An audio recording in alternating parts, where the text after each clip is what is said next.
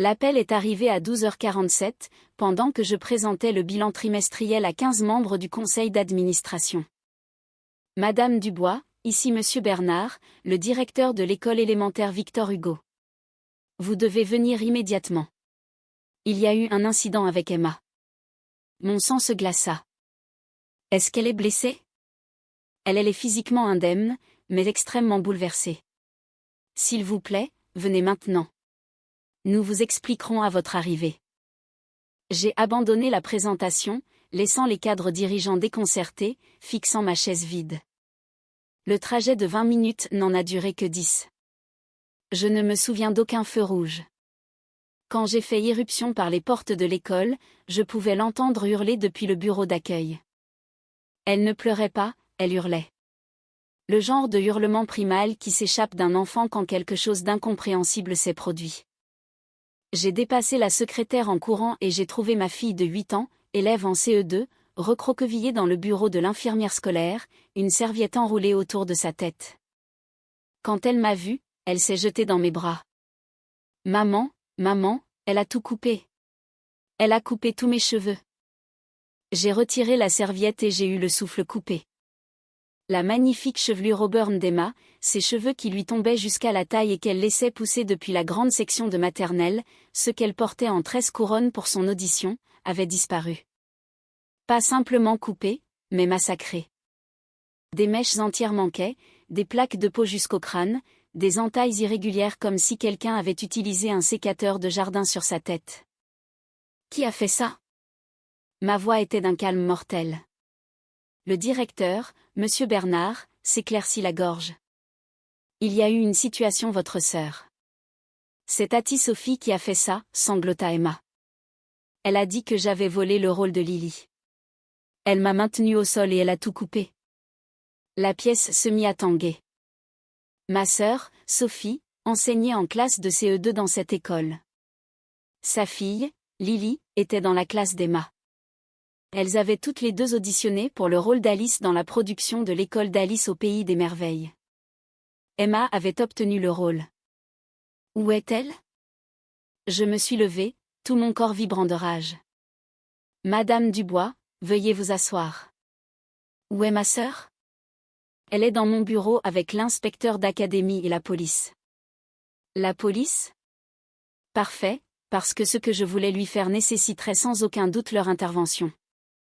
Pendant la récréation du midi, expliqua Monsieur Bernard, le visage grave, Sophie a appelé Emma dans sa salle de classe sous prétexte de discuter d'un devoir à rattraper. Elle a verrouillé la porte et a commencé à couper les cheveux d'Emma tout en lui disant qu'elle ne méritait pas le rôle. Elle avait les ciseaux de la salle d'art plastique, gémit Emma, les grands. Elle a dit que Lily avait travaillé plus dur, qu'elle s'était plus entraînée. Elle a dit que je l'avais eu seulement parce que j'étais jolie et que maintenant je ne suis plus jolie, alors ils devront le donner à Lily. J'ai pris des photos des cheveux détruits d'Emma sous tous les angles. Puis j'ai appelé mon mari, David. Appelle maître Lambert maintenant, puis viens ici. En moins d'une heure, la police avait recueilli les dépositions. Sophie a été escortée dehors, menottes au poignet, suspendue dans l'attente de l'enquête, mais le mal était fait. La tête d'Emma ressemblait à un champ de bataille. Nous sommes allés directement chez ma coiffeuse, Marie, qui a failli pleurer en voyant Emma. « Oh, ma chérie, dit-elle doucement. On va arranger ça, d'accord? Tu vas avoir l'air d'une rock star. » Mais il n'y avait pas grand-chose qu'elle puisse faire. Le résultat final fut une coupe à la garçonne. Adorable, mais rien à voir avec la chevelure qu'Emma chérissait tant. Emma fixa son reflet, des larmes silencieuses coulant sur ses joues. « Je ne peux plus être Alice maintenant, murmura-t-elle. Alice a les cheveux longs.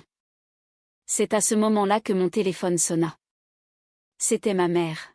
« Comment as-tu osé faire arrêter Sophie » hurla-t-elle. « C'est ta sœur. Elle a agressé ma fille. Elle a juste coupé des cheveux. Mon Dieu, Nathalie, tu es tellement théâtrale. Les cheveux, ça repousse. Elle a maintenu une enfant de 8 ans au sol et a massacré ses cheveux avec des ciseaux de bricolage parce que tu n'arrêtes pas de te vanter du succès d'Emma. Pauvre Lily a travaillé si dur pour ce rôle. Elle le méritait. Sophie ne faisait que rétablir l'équilibre. Rétablir elle, tu es folle? La voix de mon père se fit entendre en haut-parleur. Lily répète depuis des mois. Emma est arrivée et l'a pris. Ta sœur a craqué. Ça arrive. Ça n'arrive pas. Les gens normaux n'agressent pas les enfants. Maintenant, Emma sait ce que Lily ressent, dit ma mère d'un air suffisant. Les opportunités ne se présentent pas deux fois. Les cheveux, si. J'ai raccroché et j'ai regardé ma fille traumatisée, sa tête tondue, son esprit brisé. Il n'avait aucune idée de ce que j'allais faire. D'abord, j'ai appelé le bureau du procureur de la République. Agression sur mineur, séquestration, mise en danger d'autrui. Les chefs d'accusation s'accumulaient. Mais ce n'était que la réponse légale. Je voulais plus. J'ai découvert que Sophie utilisait sa position depuis des années pour avantager Lily. Accès au sujet de contrôle, temps supplémentaire avec les professeurs de musique, informations privilégiées sur les auditions. J'ai tout compilé. Des emails, des témoignages d'autres parents qui avaient remarqué des choses mais n'avaient rien dit, les enregistrements de vidéosurveillance montrant Sophie gardant Emma après l'école pour de l'aide aux devoirs alors qu'en réalité elle lui faisait manquer l'atelier théâtre. Puis j'ai appris quelque chose de pire.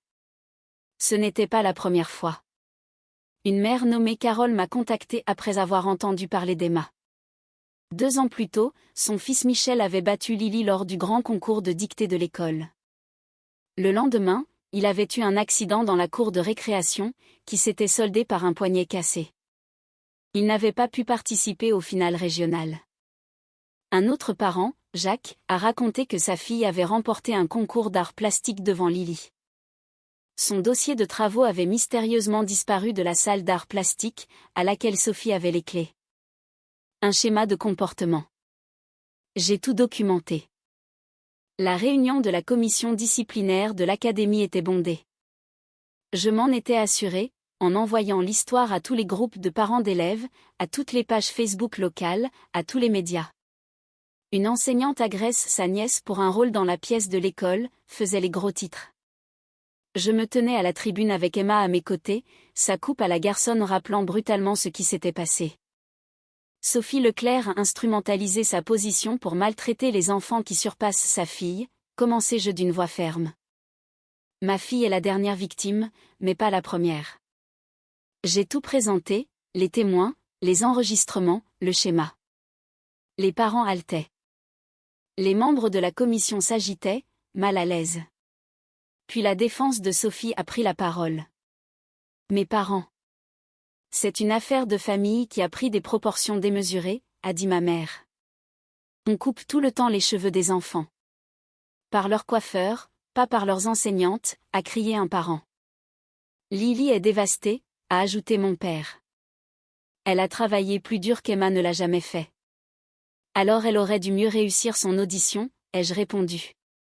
C'est le principe de la méritocratie. La commission a voté à l'unanimité. Sophie a été licenciée, interdite de pénétrer dans l'enceinte de l'école, et son cas a été transmis à la justice pénale. Son habilitation à enseigner était en cours de révision par le rectorat. Mais mes parents n'en avaient pas fini. Ils se sont présentés chez moi ce soir-là avec Sophie et Lily. « Regarde ce que tu as fait », a dit ma mère en désignant Sophie, qui avait l'air hagard. Elle a tout perdu. Tant mieux. Lily se fait harceler à l'école. On traite sa mère de « psycho au ciseau ». Peut-être que Sophie aurait dû y penser avant d'agresser ma fille. Sophie s'avança. Les cheveux d'Emma repousseront. Ma carrière, non. J'ai ri. J'ai vraiment ri. Tu as raison. Elle ne s'en remettra pas. Tout comme la confiance d'Emma ne s'en remettra pas. Tout comme les mois de thérapie dont elle aura besoin ne disparaîtront pas. Je suis ta sœur. Tu l'étais. Maintenant, tu es la femme qui a agressé ma fille. Lily, qui était restée silencieuse, prit soudain la parole. Je ne voulais pas le rôle de cette façon. Tout le monde se tourna pour la regarder. Je voulais le mériter, dit-elle doucement. Maman gâche tout. Elle fait toujours ça. C'est pour ça que je n'ai pas d'amis. Le visage de Sophie s'effondra. Je t'aidais. Tu trichais pour moi. Et maintenant tout le monde le sait. La vérité pesait lourdement dans l'air. Sophie n'avait pas seulement détruit les cheveux d'Emma. Elle avait détruit la réputation de sa propre fille. Dehors, dit fermement David. Vous tous. Et ne revenez pas. Alors qu'il partait, ma mère se retourna. Tu es en train de déchirer cette famille. Non, ai-je dit. C'est Sophie qui l'a déchirée avec des ciseaux de bricolage et un sentiment que tout lui était dû. Le procès pénal fut rapide.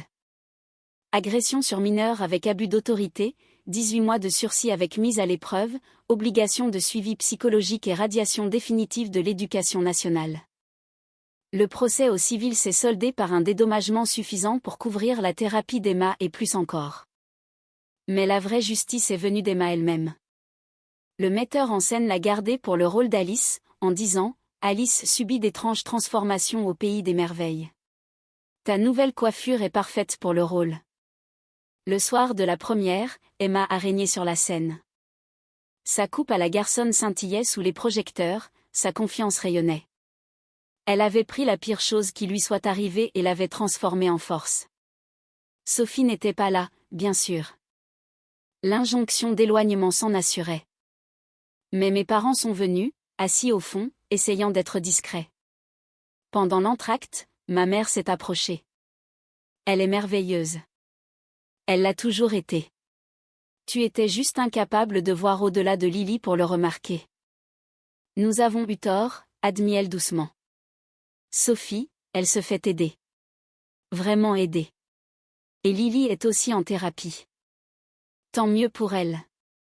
Est-ce qu'on peut essayer de recommencer? Être une famille. Je l'ai regardée. Cette femme qui avait défendu l'agresseur de ma fille, qui avait dit que les cheveux comptaient moins qu'une opportunité. Emma ne sera plus jamais seule avec aucun d'entre vous. Jamais. Si vous voulez la voir, ce sera sous surveillance, dans un lieu public. Et à la seconde où elle se sentira mal à l'aise, ce sera terminé. C'est dur. C'est ça, être un parent. Quelque chose que tu aurais dû essayer avec Sophie. La pièce s'est terminée sous un tonnerre d'applaudissements. Emma a salué, ses cheveux courts brillants, son sourire radieux. Elle avait appris à 8 ans ce que certains n'apprennent jamais. Que les gens qui vous font du mal ne méritent pas le pardon simplement parce qu'ils sont de votre famille. 6 mois plus tard, j'ai croisé Lily au supermarché avec son père, l'ex-mari de Sophie, qui avait obtenu la garde exclusive après que tout fut révélé. « Comment va Emma ?» demanda timidement Lily. « Elle va bien. Et toi ?» ?»« Mieux. J'ai changé d'école. J'ai eu un rôle dans leur pièce. Un petit, mais je l'ai obtenu par moi-même. C'est merveilleux, Lily. » Alors qu'il s'éloignait, son père a articulé « Merci » en silence. J'ai détruit la vie de Sophie pour protéger ma fille. J'ai déchiré ma famille pour garder Emma en sécurité. Et en la regardant maintenant, confiante et épanouie malgré cette coupe à la garçonne qui repoussait lentement, je le referai sans hésiter une seule seconde. Parce que c'est ce que font les vraies mères. Nous ne rabaissons pas les autres enfants pour élever les nôtres. Nous n'instrumentalisons pas notre position. Nous ne cherchons pas d'excuses à la violence. Nous protégeons. Nous nous battons. Nous choisissons nos enfants avant quiconque voudrait leur faire du mal. Même, et surtout, quand cette personne est de notre propre sang.